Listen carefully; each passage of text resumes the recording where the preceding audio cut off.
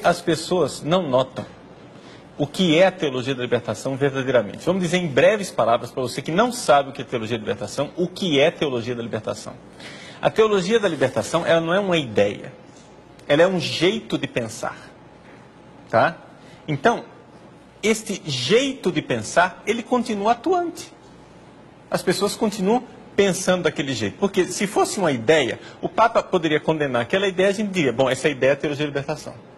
É mais fácil de identificar, não é? Por exemplo, vamos pegar uma heresia, você pega o arianismo, não é? Uma pessoa que diz que o Filho de Deus não é Deus, você diz, arianismo, pronto, condenou, acabou. É um ponto, né? É um ponto, é uma ideia. Agora, a teologia da libertação, não é? Como o próprio Papa explica aqui nesse documento introdutório, eu vos explico a teologia da libertação, ele diz, não é uma ideia, mas é um novo jeito de ler a fé como um todo, o cristianismo como um todo, né? O próprio documento também, no subtítulo número 6, ele diz, uma nova interpretação do cristianismo. Ou seja... Como é que é isso, Padre Paulo? Como é que é essa nova... Porque me parece que aí é que está o veneno, o perigo. Sim, dizer... a nova interpretação do cristianismo significa, né? Vou usar uma linguagem técnica, mas depois eu explico. Significa abolir todo o sentido anagógico, todo o sentido transcendente da fé. O que é o sentido anagógico? É o sentido místico, espiritual, que olha para o céu. Tudo aquilo que é transcendência, tudo aquilo que é espiritual, não. O que é que se faz? Se corta o transcendente e tudo tem aplicação aqui na terra. É uma coisa muito prática, muito real. Deixa eu dar um exemplo. Jesus cura o leproso, não é? O que é a cura de um leproso? É um milagre. É uma força sobrenatural que vem nesse mundo e que realiza um milagre. É Deus que entra na nossa história. Deus que irrompe na história humana e realiza um milagre. A teologia de libertação então diz, não, mas olha, isso daqui não existe. Primeiro ela se disfarça como ciência, o próprio documento diz isso também, né? Essa palavra ciência é muito fascinante, ela se disfarça com a visão científica. Não, nós agora fizemos estudos, nós sabemos que isso daí é a mentalidade daquela sociedade, daquela época, que via milagre em tudo. Mas na verdade não foi isso que Jesus fez. Jesus o que ele fez foi incluir o leproso. O leproso é um excluído da sociedade, professor. É a mesma razão que se nega a multiplicação dos pães ser milagre? Exato, a mesma coisa, né? Multiplicação dos pães é um milagre. Um pão virar 10 pães é um milagre. Não existe força natural que explique esse fenômeno. É sobrenatural. Compartilha, né? Mas aí o que é que eles dizem? Não, isso daí foi a mentalidade mítica daquela época. Eles, na verdade, inventaram esse milagre, mas o que é que Jesus quis? Ele quis explicar a partilha, não é? E isto chega até ao ponto radical de negar a encarnação de Jesus, a encarnação do Filho de Deus e a ressurreição de Jesus, não é?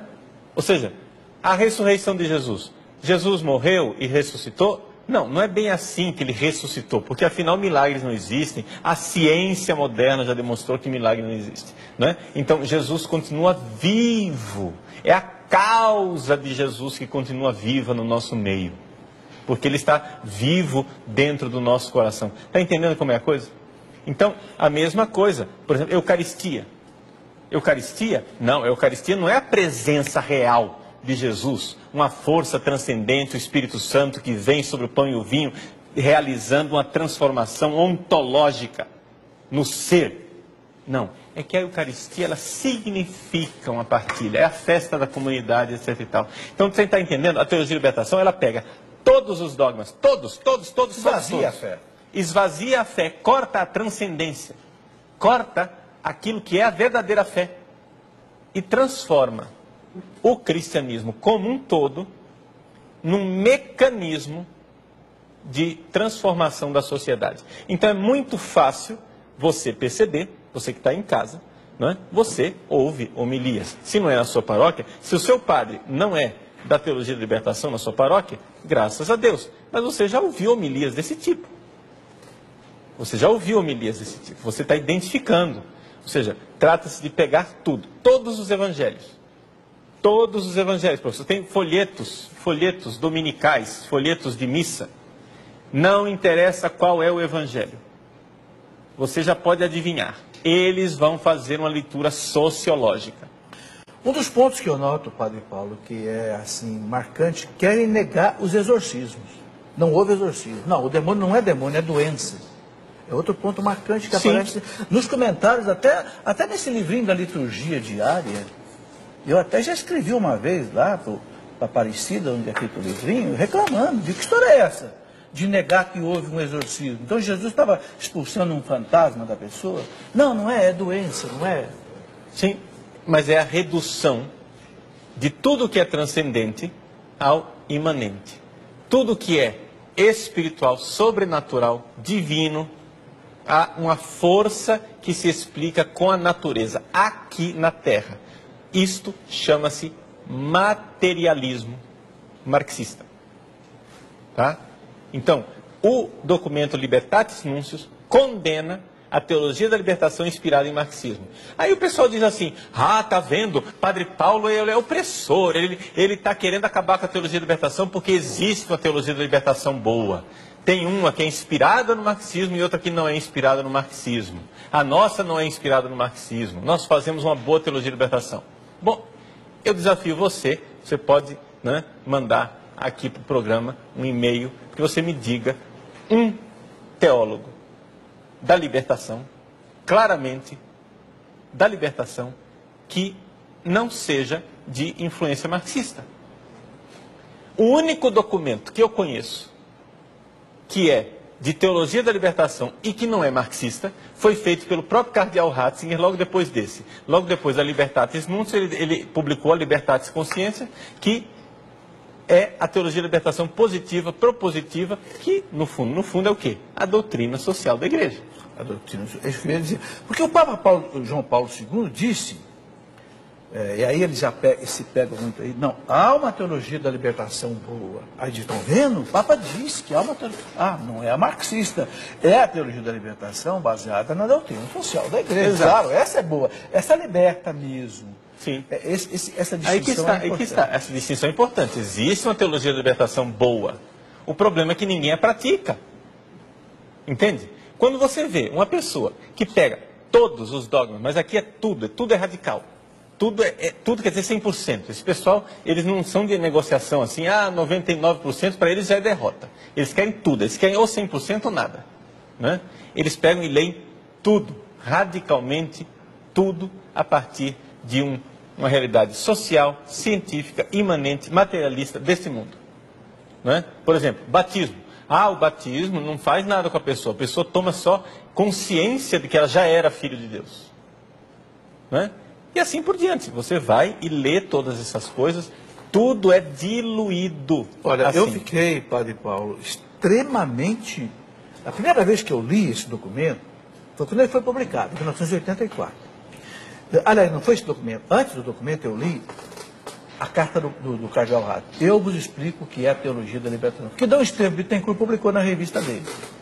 Foi de lá que eu tirei para colocar nesse livro aqui. E o cardeal Ratzinger dizia assim, que a teologia da libertação, essa marxista, não é uma heresia a mais dentro da igreja, é a pior que já existiu na história da igreja. Porque, vejam bem, porque ela não revira apenas um ponto da fé, ela revira todo o cristianismo no avesso. E cria um cristianismo falso, mas com nome de cristianismo. Aí engana todo mundo. Isso eu fiquei extremamente chocado quando eu li isso.